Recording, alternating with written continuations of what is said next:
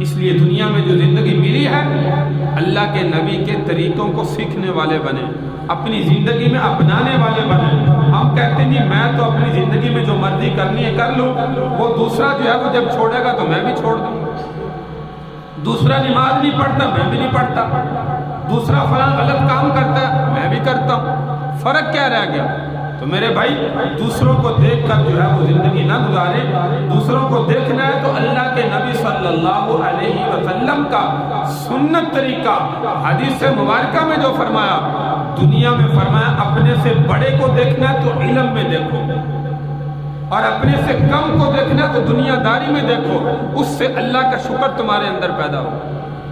جب ہم دنیا میں اپنے سے بڑے گاڑی والے کو دیکھتے ہیں، بنگلے والے کو دیکھتے ہیں، زمین والوں کو دیکھتے ہیں، جائیداد والوں کو دیکھتے ہیں، ہمارے اندر یہ خواہش پیدا ہوتی ہے ہم بھی کوئی دن رات ایسا کاروبار کریں،